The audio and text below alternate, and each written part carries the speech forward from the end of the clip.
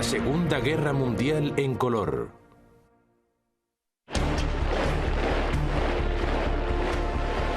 Cambio de marea. Mientras la Segunda Guerra Mundial continuaba su curso, tanto los aliados como los alemanes buscaban el golpe de gracia con una nueva arma que derrotase de modo definitivo al enemigo.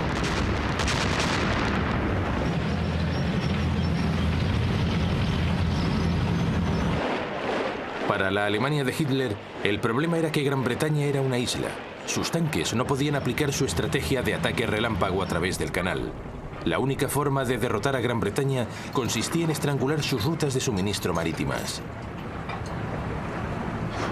Para eso hacían falta buques de guerra y, sobre todo, submarinos.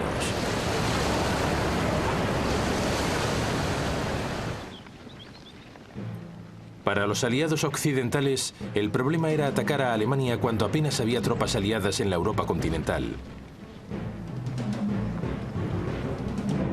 La solución que adoptaron fue el bombardeo estratégico. Los bombarderos aspiraban a destruir las infraestructuras germanas y empujar a su pueblo a la rendición.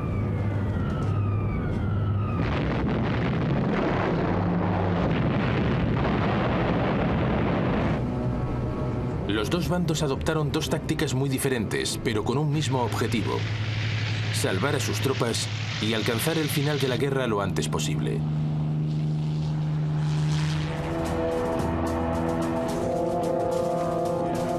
A principios de 1941, la Royal Air Force comenzó a recibir una nueva generación de bombarderos de mayor tamaño y potencia con 4 motores. Los nuevos bombarderos podían cargar hasta 8.000 kilos de bombas, 4 veces más que las naves utilizadas anteriormente. El primero de los nuevos bombarderos fue el Short Stirling.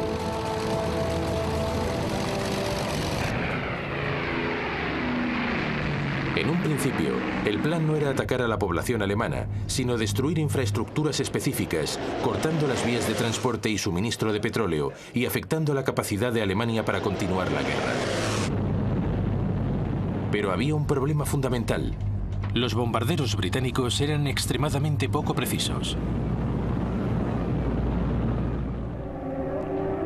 Al mismo tiempo, las defensas aéreas alemanas estaban neutralizando a un número elevado de aviones británicos.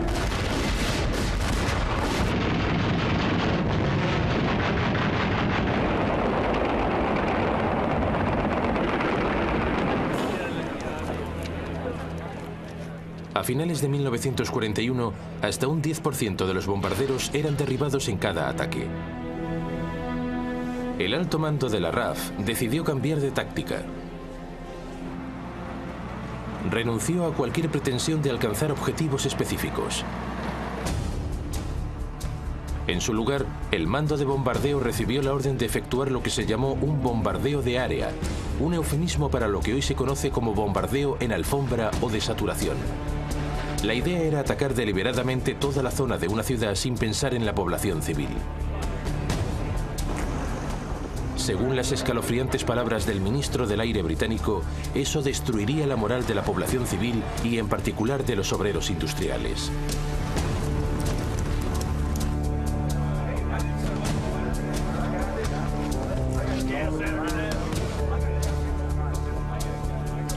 Su principal exponente fue el mariscal de vuelo Sir Arthur Bombardero Harris, que fue nombrado comandante en jefe del mando de bombardeo de la RAF.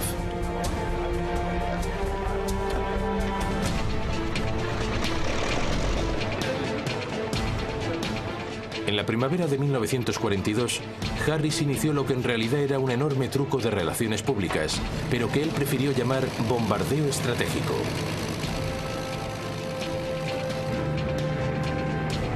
Reunió todos los aviones disponibles en el mando de bombardeo. Más de 1000 aviones despegaron hacia la ciudad alemana de Colonia.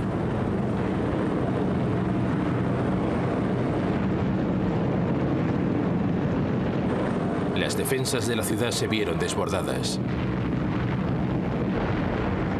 Los británicos destruyeron 300 hectáreas.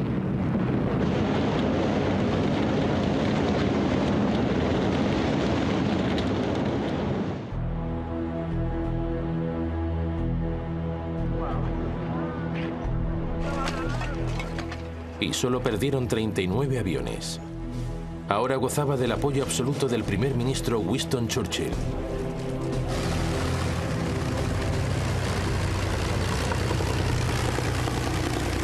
También disponía de una nueva arma, el Avro Lancaster, el primer bombardero pesado nocturno de la guerra.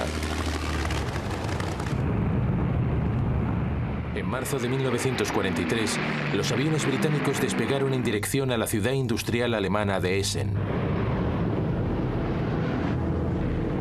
Los ligeros y rápidos bombarderos Mosquito lanzaron bengalas para señalar los objetivos. A continuación, una fuerza de casi 450 bombarderos Lancaster barrió la ciudad vaciando su carga.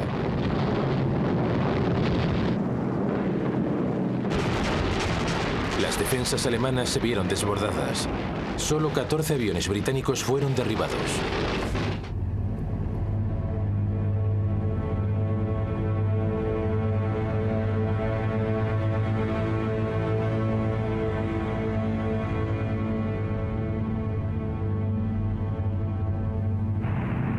El ataque contra Essen fue seguido por una oleada de ataques contra ciudades industriales del Ruhr.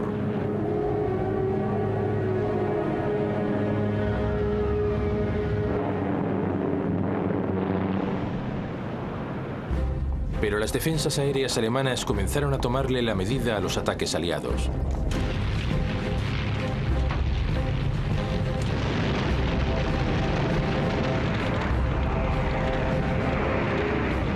Las pérdidas británicas aumentaron hasta un 10%. Harris se vio obligado a regañadientes a detener los ataques.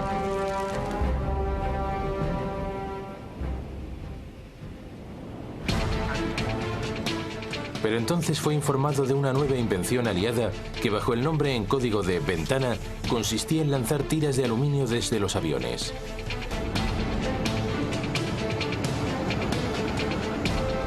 Esas tiras, al caer, atascaban cualquier sistema de radar. La invención prometía anular las defensas aéreas alemanas.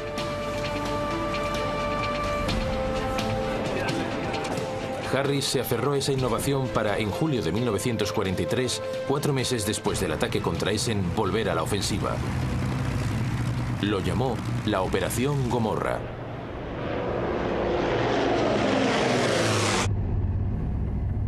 Esta vez el objetivo era el puerto industrial de Hamburgo.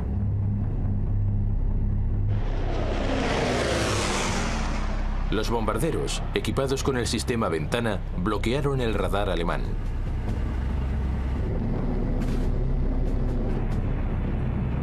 Mientras, otros aviones lanzaban bombas incendiarias.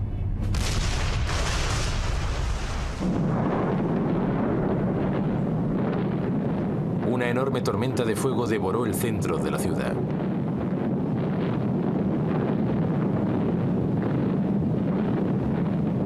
$40.000 personas murieron y 500.000 perdieron su hogar.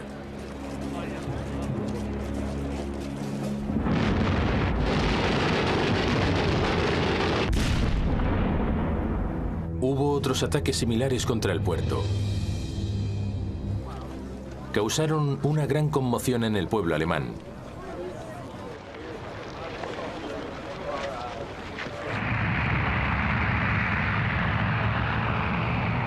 Cuatro meses más tarde, en otoño de 1943, Harris ordenó una serie de ataques contra Berlín.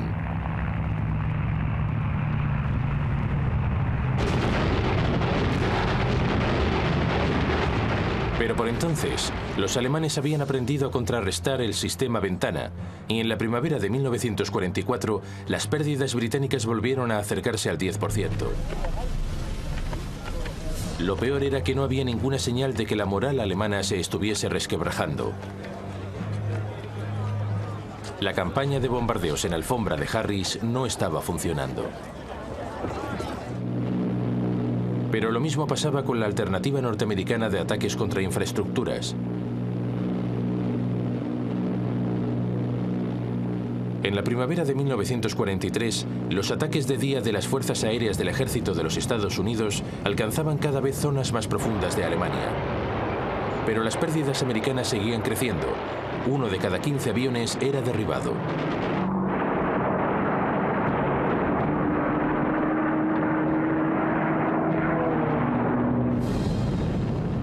Impávido, el mando americano inició un ataque contra las fábricas de las ciudades alemanas de Regensburg y Schweinfurt. Era un plan enormemente ambicioso. Las dos ciudades estaban muy al sur de Alemania, lejos del alcance de los cazas norteamericanos.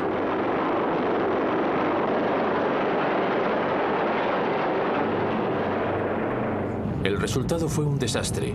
Los 380 Flying Fortress fueron acosados y tiroteados, a pesar que las autoridades norteamericanas habían afirmado que no necesitaban la escolta de los cazas. La tasa de pérdida superó el 16%.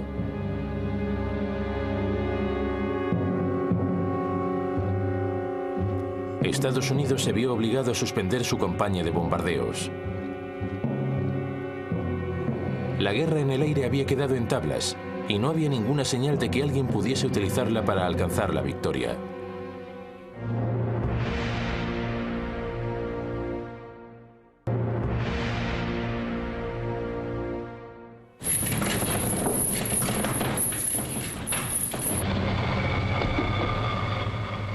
A principios del verano de 1944, mientras los aliados se preparaban para invadir la Europa continental, las fuerzas aéreas británicas y norteamericanas recibieron el encargo de cortar las líneas de comunicación alemanas y los suministros de petróleo. Aquello representaba una vuelta al bombardeo de infraestructuras específicas.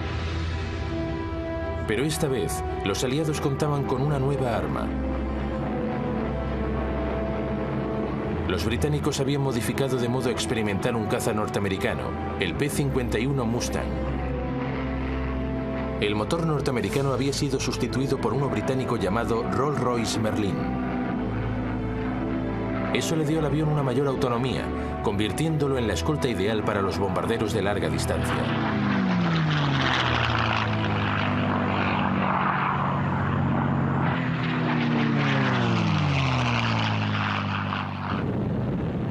Los bombarderos aliados atacaron los puentes y carreteras que llevaban al frente alemán en Francia con una precisión casi quirúrgica. El suministro de petróleo del ejército alemán quedó drásticamente reducido.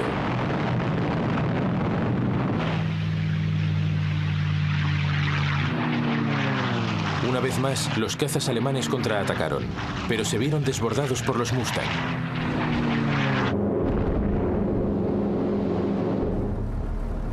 Buena parte de la Fuerza Aérea Alemana, ahora a falta de combustible, cayó derrotada. Puede que la campaña de bombardeos contra las infraestructuras alemanas no fuese el golpe definitivo que esperaban los aliados, pero al fin estaba dando resultados. Pero un hombre todavía no estaba impresionado. Harris seguía obsesionado con la idea de que una campaña de ataques en alfombra, todavía más devastadora, podría pararle los pies a Alemania de una vez por todas. Por eso, a finales de 1944, Gran Bretaña volvió a los bombardeos en alfombra. Una ciudad alemana tras otra fue atacada y devastada.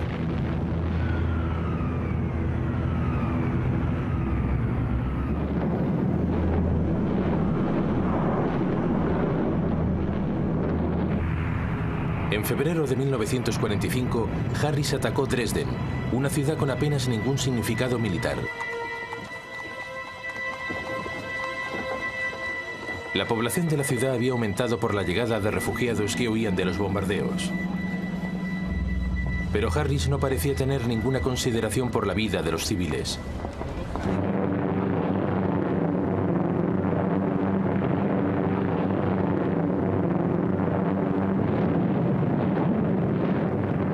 La ciudad quedó arrasada. Murieron alrededor de 50.000 personas. Fue un bombardeo excesivo, y al fin comenzaron a surgir dudas sobre la moralidad y también la eficacia de estos bombardeos en alfombra. Fuese cual fuese el resultado, había provocado un horrendo coste de vidas civiles y militares. Además, había fracasado a la hora de resquebrajar la moral alemana. Casi el 60% de los pilotos de la RAF caídos en combate fallecieron antes de haber completado 30 misiones.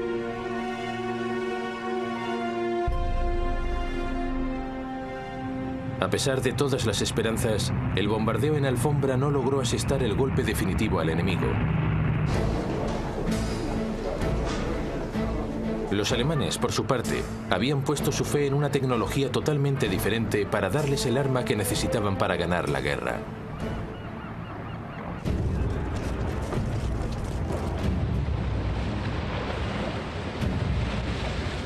Para Alemania, Gran Bretaña era un problema.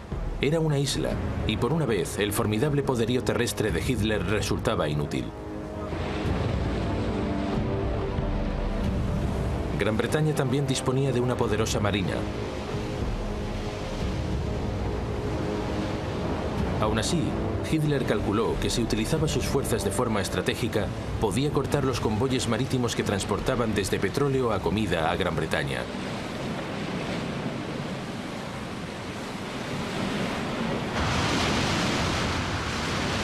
En los primeros 18 meses de la guerra, las fuerzas alemanas hundieron más de 130 buques mercantes británicos.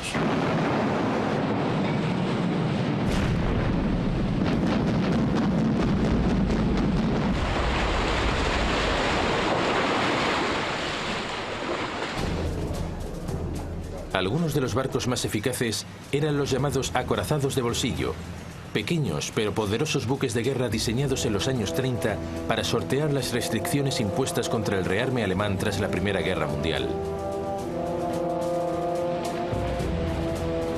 Uno de ellos, el Graf Spee, se hizo especialmente famoso.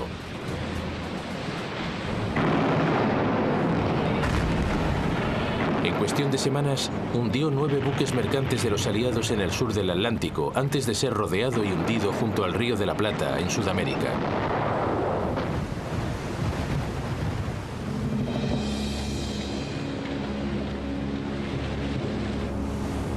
Pero los asaltos estaban provocando graves daños.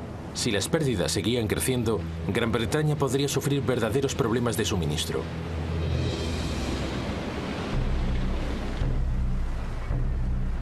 A principios de la primavera de 1941, los 2 primeros y únicos acorazados alemanes completaron sus pruebas marítimas.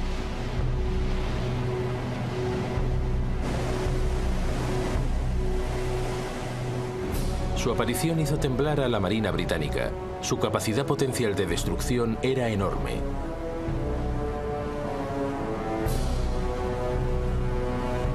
El primero en entrar en acción fue el Bismarck. En mayo, aviones de reconocimiento de la Royal Air Force lo descubrieron en el puerto noruego de Bergen, intentando entrar en el Atlántico Norte. La Marina británica salió a su encuentro. 2 días más tarde, el Bismarck fue visto en el Atlántico Norte. El buque de guerra británico más moderno, el Príncipe de Gales, fue enviado a interceptarlo. Junto a él iba el crucero de batalla Hood.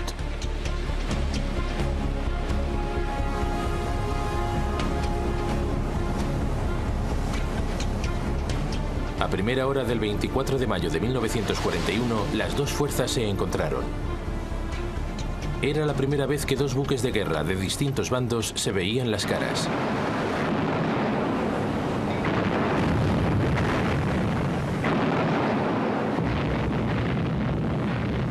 Casi de inmediato, un proyectil del Bismarck atravesó la débil armadura del Hood.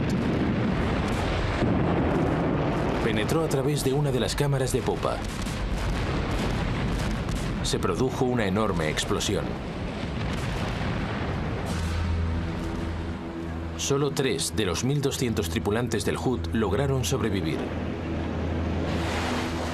El Príncipe de Gales, en franca desventaja, se batió en retirada. El Bismarck había ganado el primer asalto. 2 días más tarde, el Bismarck fue visto de nuevo, esta vez más al sur, a varios cientos de millas de distancia de la costa de Francia. Los torpederos Swordfish británicos se abatieron sobre él. Uno de ellos alcanzó el timón del Bismarck. A la mañana siguiente, 2 buques británicos, el Rodney y el Rey Jorge V, alcanzaron al Bismarck. comenzaron a disparar proyectiles de calibre pesado contra el desventurado acorazado alemán.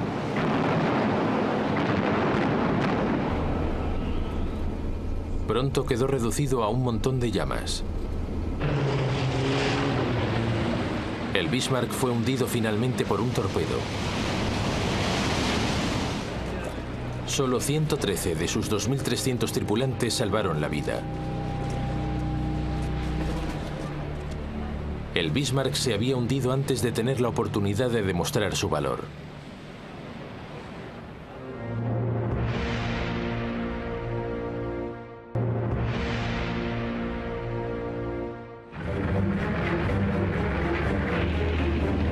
En junio de 1941, Hitler invadió la Unión Soviética.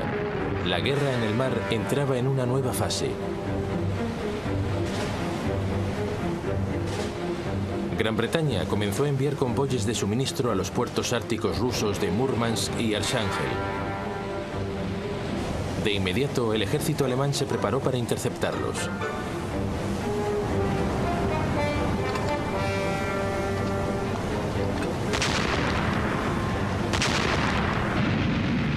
Un convoy tras otro sufría ataques o amenazas. En verano de 1943, el transporte era tan peligroso que se suspendieron todos los convoyes a Rusia hasta el otoño, cuando se esperaba que el mal tiempo y la falta de visibilidad ofreciesen una mayor protección.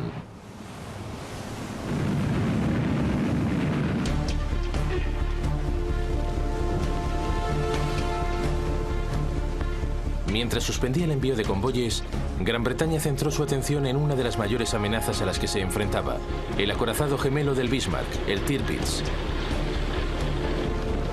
El Tirpitz se había pasado meses escondido en los fiordos noruegos, esperando el momento para atacar. Pero la Marina británica lo había sometido a una férrea vigilancia, decidida a eliminar el último acorazado alemán.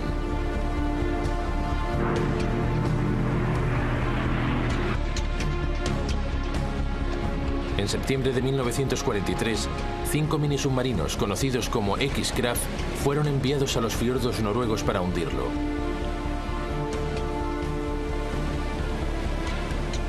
El ataque solo causó daños leves, y la primavera siguiente el Tirpitz volvía a estar listo para amenazar los convoyes árticos.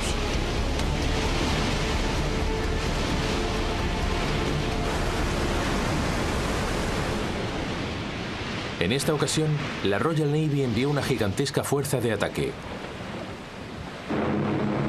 Incluía 6 portaaviones.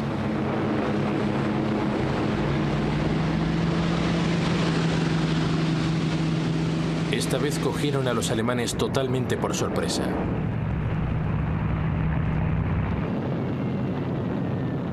Los bombarderos en picado se lanzaron contra el Tirpitz. Pero el acorazado estaba bien blindado y las bombas, relativamente pequeñas, apenas causaron daños superficiales. 3 meses después volvía a estar listo para la acción.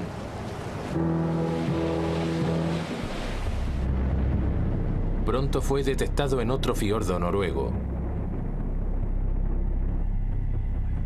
Los bombarderos Lancaster, que portaban hasta 5 toneladas de bombas Talboy, fueron enviados para hundirlo de una vez por todas. El Tirpitz desplegó una pantalla de humo que lo camufló parcialmente. Pese a ello, varias bombas golpearon su casco causando graves daños.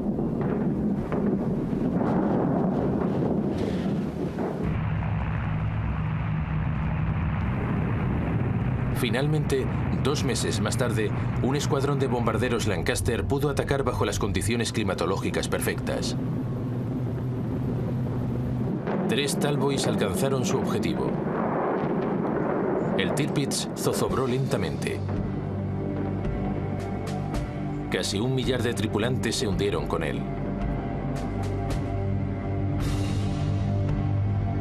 Después de más de 2 años jugando al ratón y al gato con la Marina británica, el Tirpitz había naufragado.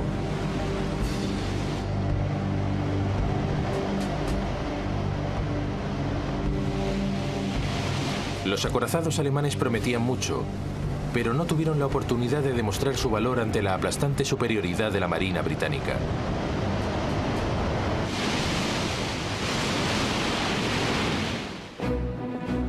Hitler había perdido la batalla en el mar, al menos en la superficie. Porque bajo las olas, la historia era muy diferente. Durante los primeros meses de la guerra, los U-Boats acosaron e interrumpieron las líneas de suministro británicas. A menudo atacaban en superficie, disparando contra los buques mercantes con sus cañones de cubierta.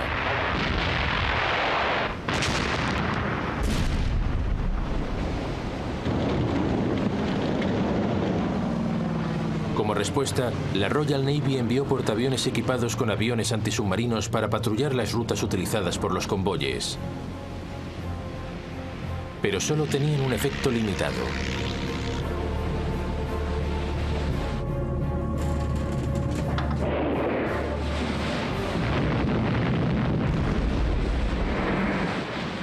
A finales de 1939, más de 100 buques mercantes aliados habían sido hundidos ya por los submarinos alemanes.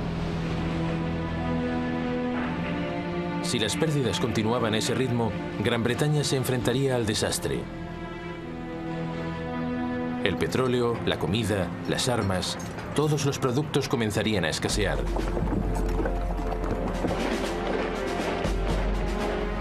Y entonces las cosas se complicaron todavía más. Alemania invadió Francia. De repente, la marina alemana, que hasta entonces se había visto acorralada en el Mar del Norte, tenía acceso a la fachada atlántica de Francia.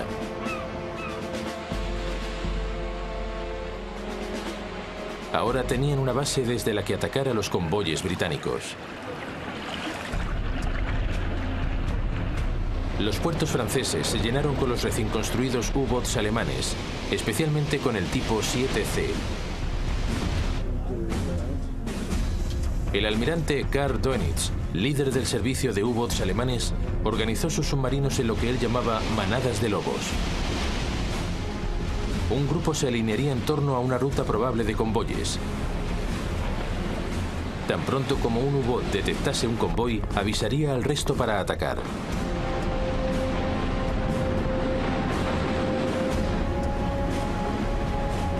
A veces, los U-Boats también eran guiados por aviones de patrulla de larga distancia.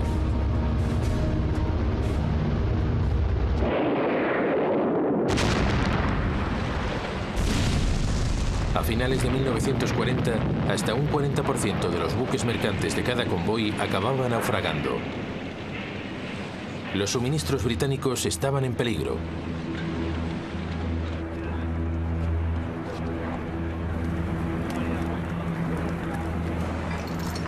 Los tripulantes de los U-Boat alemanes lo llamaron la época feliz, y sus principales comandantes se convirtieron en héroes nacionales.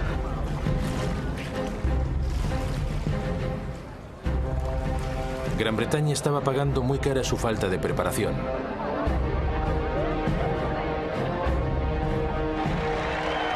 Pero finalmente la situación empezó a cambiar. Un programa de barcos escolta antisubmarinos empezó a dar resultados.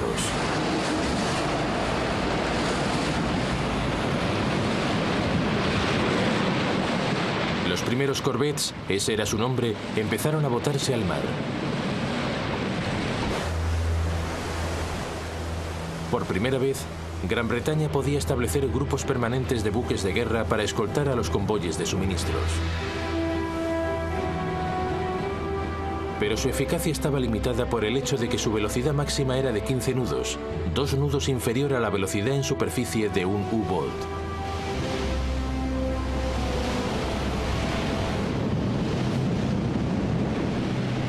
Al mismo tiempo, los aviones de patrulla del mando costero británico fueron equipados con cargas de profundidad.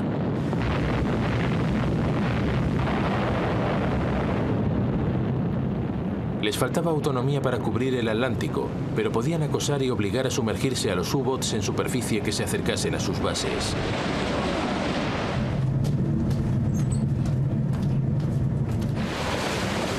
Entonces, al igual que en las campañas de bombardeos, se produjeron una serie de avances tecnológicos que sirvieron de gran ayuda a Gran Bretaña.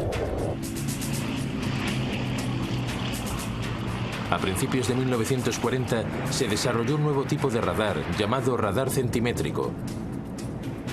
era más pequeño que los sistemas ya existentes y por primera vez podía adaptarse a los aviones y barcos de escolta.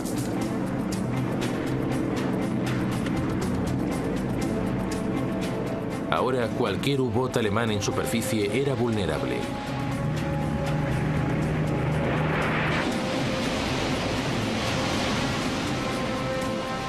Unos meses más tarde se produjo un nuevo avance tecnológico.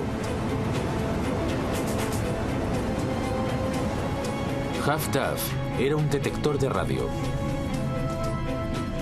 En cuanto un U-Boot alemán salía a la superficie para comunicarse, HAFDAF conseguía captar la señal de radio y localizar su ubicación exacta.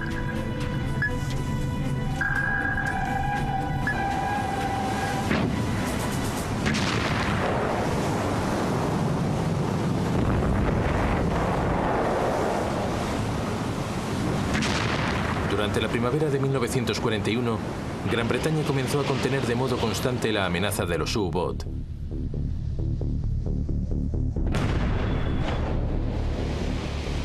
Las pérdidas de buques mercantes se redujeron a menos de la mitad.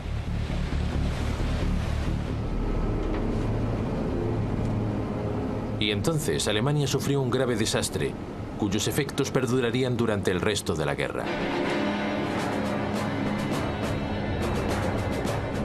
En mayo de 1941, el destructor británico Bulldog obligó al submarino U-110 a salir a la superficie y logró capturarlo. A bordo iba la máquina Enigma, utilizada para codificar las señales alemanas. Lo más importante es que el Bulldog también capturó los libros de códigos navales que iban con la máquina.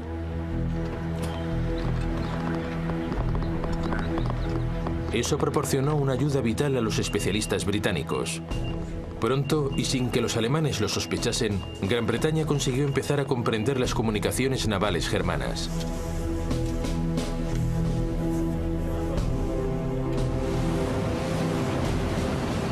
Para la Royal Navy, eso significaba que los convoyes podían tomar rutas alejadas de las manadas de lobos de los U-Boats. Pero entonces, en diciembre de 1941, la guerra en el mar cambió de forma definitiva.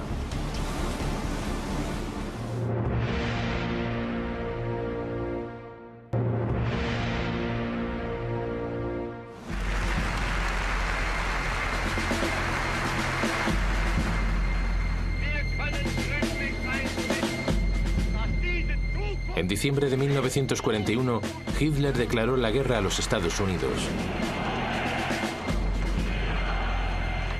Casi inmediatamente, el almirante Dönitz, jefe del servicio de U-Boats alemanes, envió submarinos para atacar a los buques mercantes norteamericanos en su propia costa.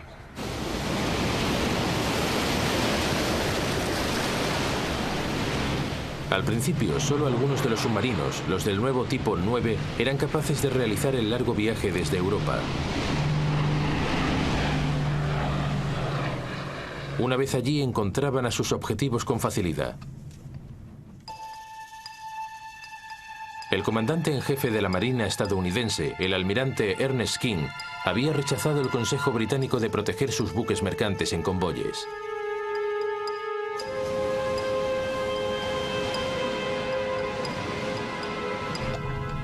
En un periodo de 3 meses, más de 400 buques mercantes estadounidenses fueron hundidos o destruidos.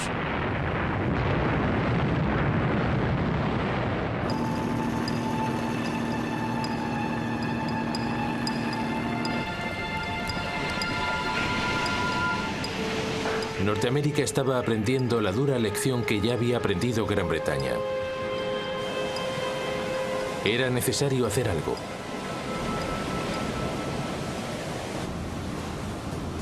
King cambió de idea y en mayo de 1942 los Estados Unidos ya habían introducido un sistema limitado de convoyes.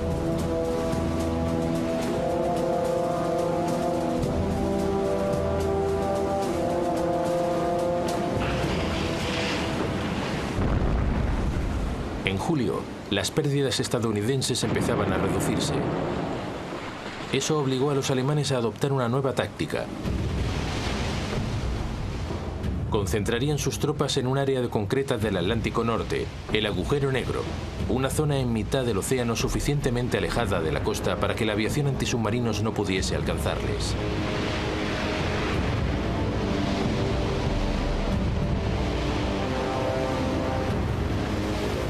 A menudo un convoy era atacado por más de 15 submarinos que llegaban en oleadas.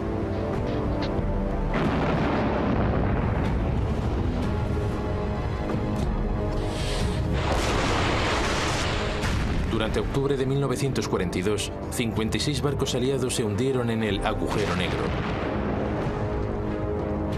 En marzo del año siguiente, las pérdidas aliadas alcanzaron los 120 barcos en un solo mes.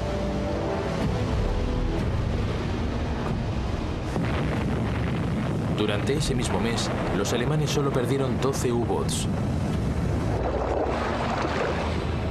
La táctica de Hitler de cortar las líneas de suministro británicas hasta que el país se colapsase parecía una posibilidad real. Daba la impresión de que sus U-boats podían ganar la guerra.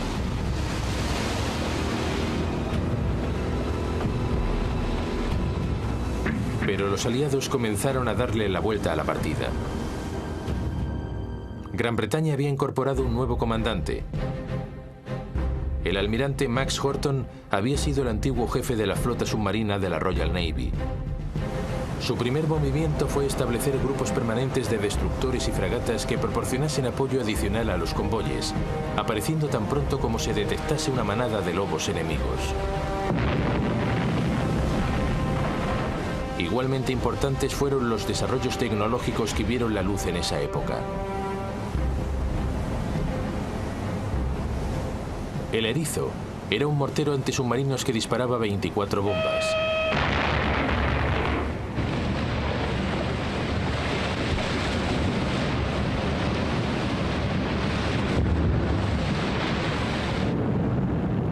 La aviación aliada fue equipada con un nuevo proyector de alta potencia, la Lead Light.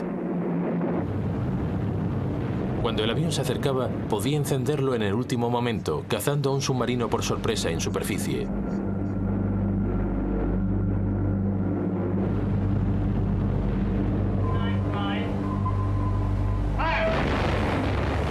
Los continuos avances tecnológicos comenzaron a dar sus frutos.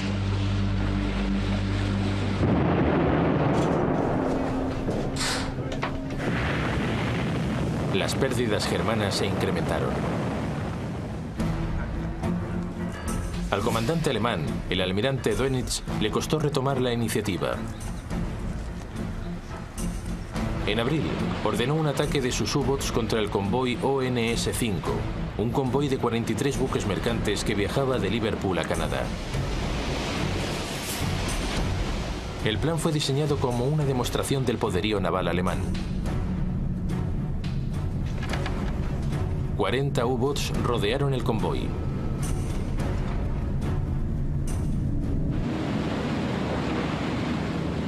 Los británicos enviaron grupos de apoyo adicionales.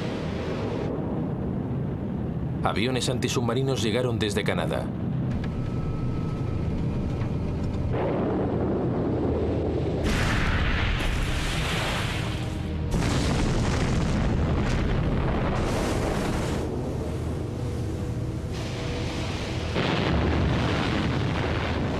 Los aliados tardarían 4 días en contener el ataque alemán.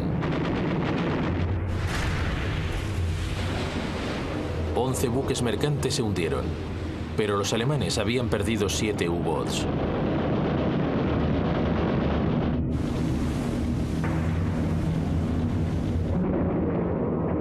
Dos semanas más tarde, Dönitz volvió a intentarlo, atacando un segundo convoy.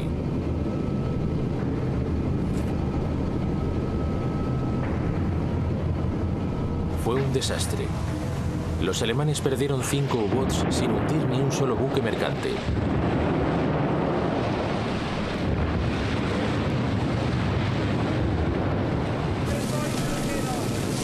Durante mayo de 1943, la cuarta parte de los U-boats germanos operativos se hundieron.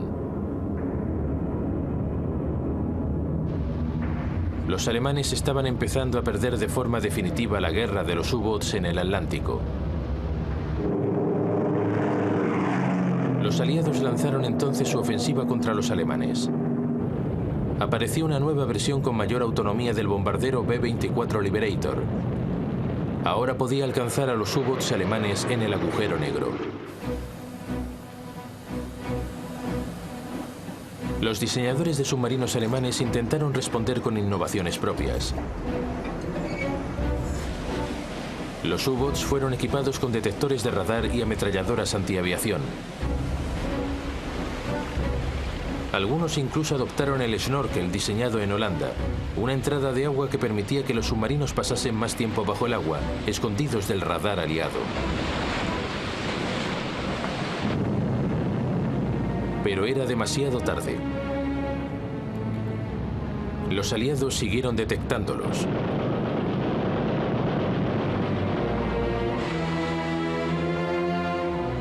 Los U-boats de Hitler tuvieron que quedarse inmovilizados en el puerto. Era demasiado peligroso que navegasen por el océano libremente.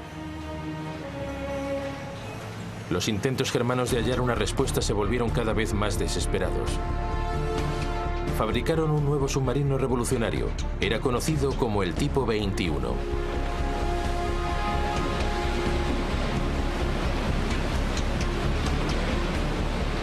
Se alimentaba con energía eléctrica y podía navegar a 17 nudos bajo el agua, el doble de la velocidad de un submarino tradicional, suficiente para dejar atrás a la mayoría de los barcos de superficie. Pero una vez más, era demasiado tarde. Solo uno llegó a estar operativo y nunca estableció contacto con el enemigo. A finales de 1943, los aliados dominaban el Atlántico. Fue un punto de inflexión en la guerra. La campaña de los U-boats de Hitler había causado efectos devastadores en ambos bandos. Los alemanes perdieron casi 800 submarinos. El 75% de los tripulantes de los U-boats falleció en combate.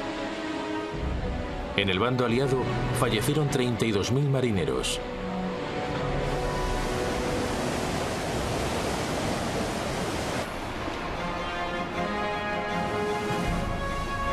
Pero finalmente, con los U-boats fuera del mar, las enormes oleadas de tropas y equipamientos estadounidenses pudieron navegar libremente por el océano y prepararse para la invasión de Europa.